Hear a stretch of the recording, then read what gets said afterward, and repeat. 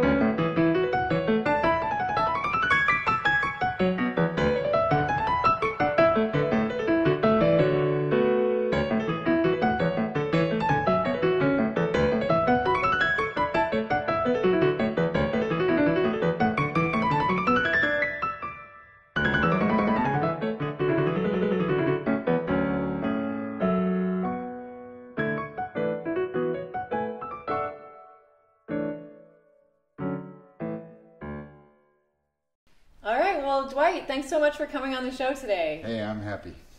Yeah, happy to be here. Really, really cool. Yeah. I wanted everybody to get to know you a little bit because you're quite an interesting character. Okay.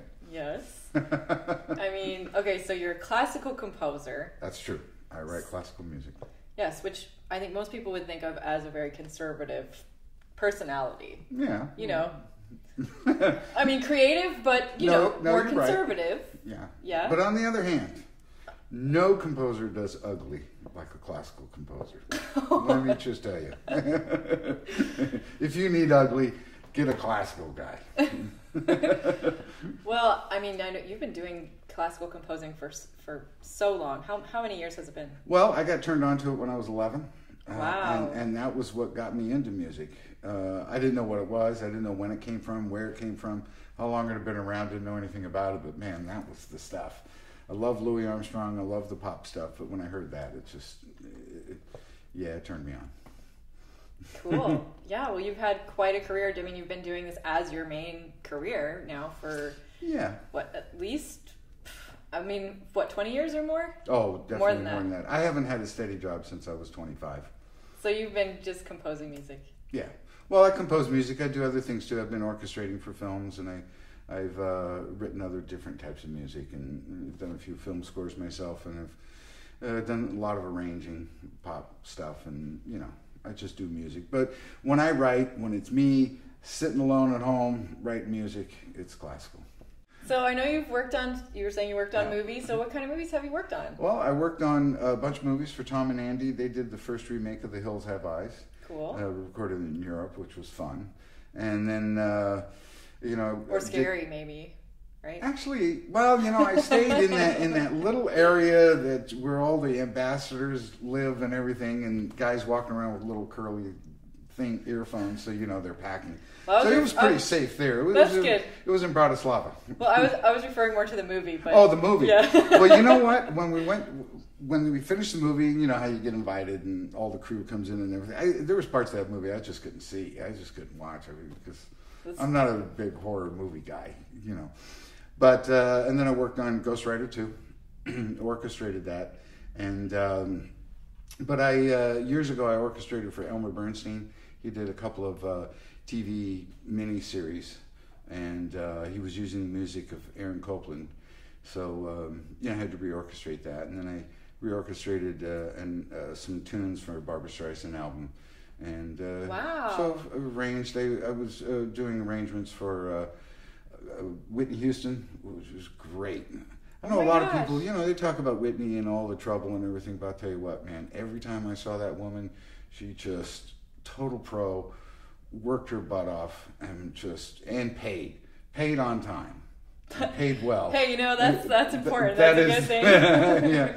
And I did the same thing, and I did the same thing with Quincy Jones. And years ago, I did an album with Anne Margaret, and then the consequent show in Vegas, and did that. And then. So did you go out to Vegas and do it? I didn't go to Vegas. We were doing the music here. I do remember, though, one time going to a dance studio, because, it was a disco album. That's how long ago it was. Wow. But going there, and I'm walking in, and boy, seeing Anne Margaret now, we know she's beautiful. But there she is, dancing and sweating, and her hair's down, and I'm thinking, wow, this is like the hottest thing I've ever seen in my life. It was more inspiration for the composing, right? Yeah, it definitely was. And she was working hard too, and it's great. A lot of the work I've done is behind the scenes, and what really impresses me, people who have expertise, who have skill, work it, and they're just doing it like it should be done. Yeah, that's one of the reasons why I love to have people like you on the show, because you're so talented and you're doing so much behind the scenes to make something have that emotional effect that people experience in the end. And a lot of the focus is usually on the big stars, like the actors and that sort of thing. But there's so much that comes into it, and music is such an emotional part of filmmaking as well. When it has an amazing soundtrack, then it really makes a difference. So. It does, and but every time you see a face on a screen, TV, whatever, even a voice on a radio, there are a lot of people behind there who knew what they were doing and didn't have enough time to do it and did it anyway. Which you know about. Yeah, I mean, right now you just see us here, but there's 15 people that helped make this happen. Exactly. So put it all together. Everybody counts, Absolutely. Yeah. Absolutely. That's cool. And also, okay, so you've done classical composing, and you're still doing, obviously, music is your main thing. And then you have your show, Thumbelina, right? My ballet, which by the time we air, he has a ballet. I have a ballet. Guys, when you see him, do you think oh yeah, he has a ballet? Oh no, I'll tell you what, I love the dance. I think a woman in a tutu dancing on point is the most elegantly beautiful thing ever devised by man. I get tears in my eyes when I see Gillian Murphy up there doing fouettes. Oh my God, it's amazing. You're a big softie. Well, don't tell anybody. It's a good thing. I am wearing a patch vest. Well, just don't mess with you, and it'll be all good, right? That would be good for me. Yeah. Exactly. Yeah. That's so cool. Well, how long has Thumbelina been? This is the second year, and I've done a couple other ballets, and I've done a lot of other orchestral stuff. You ever heard of the group Bright Eyes? I don't think so. Well, they did a big concert with the LA Philharmonic, and I did all that stuff. I've done a lot of orchestral arrangements for Chicago, which were, boy, what great guys. They're just great guys, and they're just still doing it. They're still, how many years have they been around? These guys are still doing it. And I went to they invited me to the concert. I was out on the road in Richmond. And I went there, and a bunch of old guys up there, man. But man, they're playing that stuff like it's the first time they ever played it, like it's the last time they were going to play it.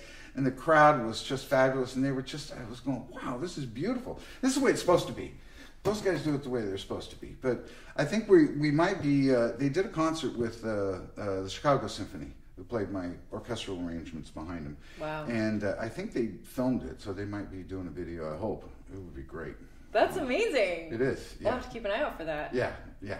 How exciting. How long did you work with Chicago? When did you start working with them? I started out just to do one song. They hired me to do one tune, and I got done. What does that take, a week? Because it was a full orchestral thing and a lot of instruments. And then they said, oh, hey, can you do a couple more? Yeah, sure. And anyway, it kept going for about 6 months. I ended up doing 16 of their tunes. Saturday in the Park, Beginnings, 25 or 6 to 4. Oh, wow, that's amazing. Color My World. Yeah. That's so cool. Yeah. Oh, it's fun. Those are the one gigs when you look back and you look at the gigs where it's good music, you had something to do, it was a little challenging, and you're working with just great people. You just go, oh man, this is why you got into this business. You're like, this is the life. Yeah. That's awesome. And also, you're also an author. I am. I'm a writer. That's right. And people know him as Foster Kinn instead of Dwight Mikkelsen. That's your pen name. Foster Kinn, yeah. Cool. Mm-hmm. And your recent book that came out, I thought I should show everybody. Yeah. So this is his book. It's called Freedom's Rush. and it's about his Harley riding. Yeah. You might be able to tell by looking at him that he rides a Harley-Davidson. And so, yeah, he's traveled across all of the United States and wanted to write a book about it. So this is what it's about. I've covered 39 states now. I've ridden in 39 states. This book covers the western half of the United States, sort of, from Texas, Oklahoma, Kansas, Nebraska, South Dakota, North Dakota, and West. And then the next book will cover the East. And this summer I'm going to go to the South and make it 48 states. So what sort of stories do you tell in here? What's amazing? What I found out is that America is actually the country I always wanted it to be, always hoped it'd be. And the people are just fabulous. I mean, it's just wonderful. I stopped in, I was in, last year I was in the East, and I got into Boston. I had bought a ticket. I was going to go to Fenway and watch the Red Sox. I'd never been to Fenway. So I'm standing outside the Howard Johnson's, smoking a cigarette. And yeah, you know what? I look like a bum. Oh, look at this. This is about as best as it gets, okay? So standing outside, I'm tired, I'm hot, And a couple walks by, and they nodded and said hi. And 20 minutes later, they walk out with a $30 Chinese dinner. I said, here, look like you were hungry. I said, well, thanks. Wow. It was a good dinner, too. But things like that happen all the time. Funny things, you meet characters. People just come up and start talking to you. I went in Milwaukee a couple of years ago, just riding around, and I stayed there for a couple of nights. And so at the end of the day, I went to this little diner called Country Springs Restaurant. So I thought, well, I'm going to splurge on a $12 steak dinner. And the steak was worth every cent of $12. All right. Anyway, so I get done, and the waitress comes over and says, what do you want? And I said, well, I'd like a piece of cherry pie. She goes, oh, really? And I said, yeah. She goes, really? You want a piece of cherry pie? And I said, yeah, I'd like a piece of cherry pie. She goes, do you eat your vegetables? And I said, well, no, not really. So she made me eat my vegetables before she'd give me my pie. And I thought, God, this is beautiful. It was like Mom all over again. And you run into other riders. People just at gas stations just start coming up and talking to you. They invite you over for dinner. Since I've written the book, I've gotten emails from all over, guys saying, hey, if you're ever in my area, you got a bed and a dinner, my wife's a great cook. And I go, well, that's beautiful, man. That's so cool. Yeah. So it's wonderful. This actually is a beautiful country populated with beautiful people. That's awesome. I agree with you, and I'm sure that your book gets to tell some of those great stories. It does. Yeah. That's awesome. Mm-hmm. So when did you start riding Harleys, or motorcycles, I should say? Well, it was my wife passed away in 2004. December 2004, and I'm so sorry about that. Yeah, it doesn't get worse. But I went around for a year or two, and I was just looking for something in life. I didn't know what it was. I wanted it to be something totally different from what I had done before, and I had no idea. Finally, my buddy Vic talked me into buying his Yamaha, a V-Star 650. So I said, okay. And so you hadn't ridden before? Well, I had been on a motorcycle 3 times in my life, every time I crashed. Oh. When I was a kid. Well, when I was a kid, I don't know, I was 11 or 12, I sideswiped a DeSoto with my brother-in-law's Honda. He didn't let me ride it anymore. Anyway, so I get on the bike at Vic's, and my idea, okay, I'm thinking, God, millions of people ride motorcycles. It can't be hard, right? So I'm in Vic's, he's in a regular neighborhood with houses, and I'm in his driveway. My idea is to angle out right down to the end of the street, come back. Sounds simple. So he tells me, this is it. That's the brake, that's the front brake, that's the back brake, that's the clutch, that's the, just goes over, and that was it. That's all he said. And what size was it? What cc? It was a 650. The V-Star 650. Okay. So I'm thinking, okay, well that sounds easy. Shouldn't you have started on an 80? Yes, I should have, had I been smart. But anyway, or your brother or whoever. Yeah. So Vic, so I get on the bike, and then it occurs to me, I'm sitting on this motorcycle, and it occurs to me I have no clue what I'm doing. So I thought, well, it can't be that hard. It's going to come to me. Something, it'll happen, and I'll know what I'm doing. And as soon as I cross the gutter, something catches my eye, and it's probably the sun reflecting off a window, but I'm thinking, oh my God, what if it's a car? So instead of pulling on the brake, I rolled on the throttle, and I went, Oh, no. I shot across the street, went over the curb, over one of those green boxes the cable companies put up, sideswiped a 7-foot hedge, hit a brick-lined flower bed, went flying over, hit my head on the bricks on the other side. Oh, no. And gasoline's pouring out all over my jeans. And right before I passed out, the last thing I saw was Vic running over with the look on his face like, oh, my God, my best friend just got killed, you know, which was sort of funny. But anyway, I got back on the bike, but the problem was in that I had put a dent in his gas tank, in the bottom of the gas tank, and I'm thinking, my God, 60,000 miles, Vic has kept this thing in just pristine, beautiful condition. I had to do it. I had to buy the bike because I couldn't bear the fact that he's going to have to come down on the price. And anyway, so I ponied up the money finally. I took the motorcycle safety course.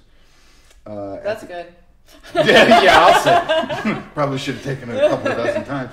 And then, but at the end of it, you have to take a test, and I totally failed the test. I got the worst marks in the class. I have no talent for riding a motorcycle, trust me. Even when I was a kid, it took me like 2 weeks to ride a bicycle. Anyway, so I finally started. You've obviously got it down now, so. Well, yeah, I have been down a couple other times. But in the following week, I went down 5 times. My hip was out of joint. I had a big gash on my leg. My clothes smelled like gasoline. And I said, I'm going to do this. Man! I might not stick with it, but I am going to learn how to do it. And I finally went back. I passed the course. And since then, there was a point on the course. And I tell you, bikers talk about, the freedom and the wind in your hair and all like that and everything. And it's true. But there was a point on the course where I wasn't supposed to shift into 3rd gear. And I did. And now for a commercial break.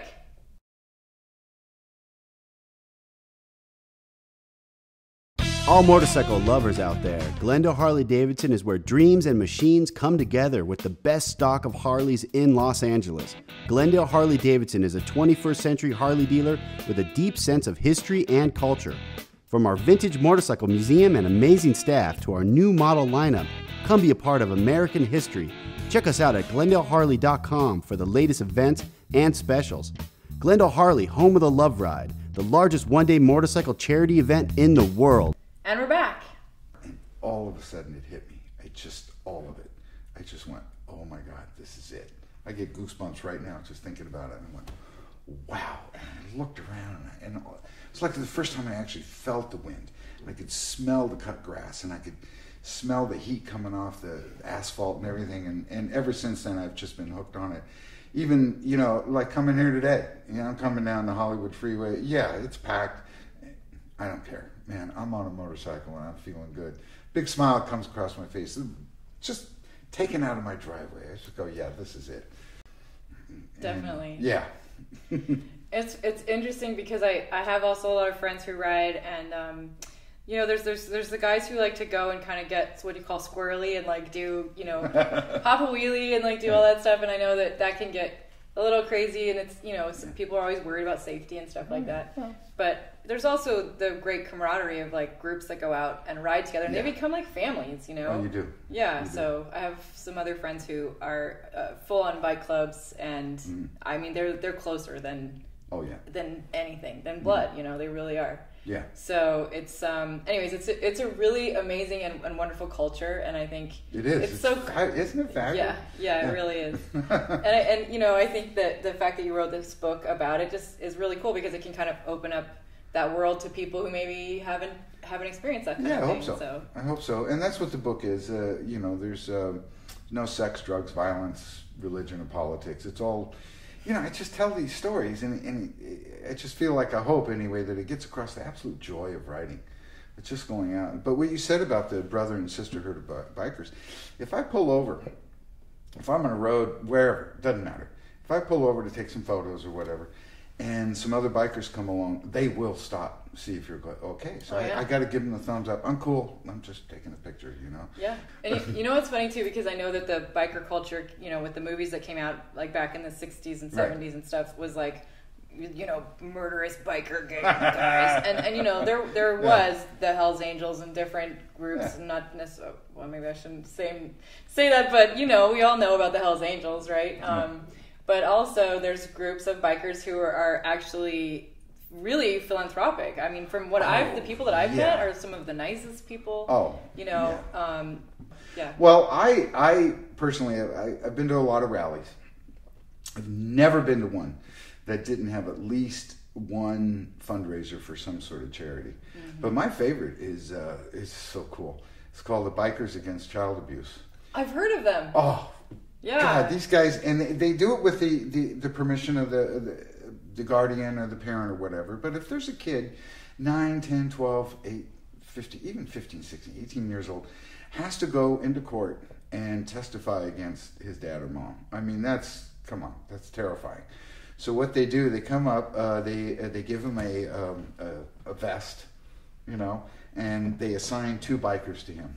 And they tell him, you know, if you need someone. If you need somebody, you give us a call. If anything happens, if anybody ever comes at you, they've got to come through us first, and that's not a good idea. And then they actually go to the court and sit on the side. So they said, if you ever get afraid or anything, just look over at us. We're your friends. And you know, my God, that's so amazing. Isn't it beautiful? Yeah. The conviction rate went from like 20% to 80%. Oh my God! It's just because these guys show up. Because it gives them that confidence that they have somebody there to protect them. I guess. And let's face it, bikers, you know, don't look like Wall Street guys. You know, I mean, this is the best I get. You know, you know. But as far as the 1%er clubs, you know what a 1%er MC is? No. MC is a motorcycle club. I do know MC, but what do you mean 1%er? Well, back in 1947, there was the American Motorcyclist Association, which is a very great group. They do a lot of legal work and everything. They had a rally planned in Hollister. And a bunch of other bikers showed up, and then they started drinking, and it just got into a wild riotous party. It's still not determined who started it all and everything, but there was some property damage and everything. And but anyway, it was really bad PR for bikers, really bad. So the president of the American Motorcycle Association, he went on TV and released a statement. He says, 99% of all motorcyclists are law-abiding citizens. So these other guys says, well, I guess we're the 1%. So we're the 1%ers. But you see them, they have a diamond patch. It's white and it says 1% on it. That's funny. And but these clubs like the Hells Angels, the Vagos, the Warlocks, the Outlaws, the Pagans, the Booze Fighters and everything. You know, I see them on the road. I run into these guys. You know, we stop in the same places. I've never been hassled by one. And it is my opinion, just my opinion, that the FBI, because they have an FBI list, the top 10 most outlaw motorcycle groups or whatever. Really? Yeah, you can go on, yeah. And I think that their characterization is monumentally over-exaggerated. Yeah. That wouldn't surprise me. Yeah. So I've never been hassled by them. I can only go by what I know and the guys I've talked to who are Hells Angels and Warlocks and Outlaws, et cetera, et cetera. And I don't know, man. They were all cool to me. And now for a quick commercial break. I really wanted to put a deck on my house. The floor was creaking and there were cracks in the wall. I had them put in walls in my basement. Well, the whole thing was done on time, on budget, and not a day of work was missed. Alpha Structural is a top-rate company. I'd recommend them to anybody. If you live in a hillside home and gravity is pulling you towards the edge of the cliff, I recommend you call Alpha. It was a real pleasure to work with Alpha. And we're back. So when you were getting into composing or, you know, over the history of your music career, have you ever been like in bands? Yeah, I was in bands. We never really made it big. We always thought we were and figured we should have made it big, and why are they overlooking us? But, you know, being in a band is great. Well, you know what? It's everything. It's all of life right there. You have great times. You have horrible times. And just those times when you're on the road and it's hot and you look in your pocket and you got $1.25 and so you got to make a choice. Well, you know, is it gasoline, a motel room, or food? You know, that's right. Yeah, but you know what? It's at the worst, you have great stories to tell. I've had bands on the show, you know, and a lot of them tell the stories about that. So about the struggle and just it sucks, man. But you know, eventually people get through it if they just keep going, right? Yeah, and ultimately, you know what? You're living life. You're out there fighting the good fight. You know, and you're one of those guys who are just going for it. And if you don't make it, start over again, but man, you tried. How many people don't try? How many people have wanted to do that and didn't? You probably had a lot of fun too. Yeah, you have a lot of fun along the way, and you meet great people. So yeah, you just go for it. And like I said, fighting the good fight. Do you have any recordings of any of your own music from those bands? I did, not from those bands. I did do a lot of work when I actually started settling down and becoming somewhat of a responsible citizen, meaning I got married and started having a family. Did a lot of disco arrangements and did a lot of disco albums. So I have those. I think one year for Christmas, I made a compilation CD for my kids, because by the time they grew up, Dad had retired from playing trumpet. Anyway, so it was a whole part of my life that they really didn't know, and so, and I listen to that stuff and I go, yeah, and it's funny. It's so many years ago, but you listen to those, boy, you remember the studio, you remember who else was in your section, you remember who was sitting behind the glass, you remember what the carpet was like, all those things just come back to you and you go, yeah, I was doing it. I wasn't the greatest trumpet player in the world, wasn't the most famous, wasn't the most wealthy, but I was in there doing it. And that's the same thing with riding a motorcycle, writing ballet, writing a book, doing the red booth. You're doing it. We're doing it. We're the guys doing it. Everybody else is out there watching TV. We're doing it. Well, hopefully this helps for anybody who's thinking about doing something, that they will go out and do it, Yeah, just go out and do it. So if you fail, so what? You got some good stories. That's awesome. It's been so great having you on the show. You're such an interesting, charismatic and warm, wonderful person. Oh, gosh. Yeah. Aw, shucks. And I also wish you the best with your book, so hope everybody goes and checks it out. Yeah, buy this book. Again, Freedom's Rush. Freedom's Rush, Tales from Foster the Kinn. So I think you can find this on Amazon, right? Amazon, anywhere, Goodreads, Barnes & Noble. Cool. Even some... actual bookstores have it. And then for people to find out about you for your your composing and stuff, where should they go?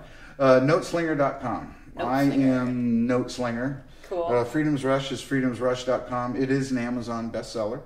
That's pretty awesome. It's better than the stick in the eye. Congratulations. Yeah, and this is a great show. You're fabulous. Well, thank you. Yes. Thank you. Yes. I'm so happy you came on my show. Oh, me too. It was a blast. Cool. Thank you for watching Dwight Mikkelsen on the fabulous Red Booth. Woohoo! Yes.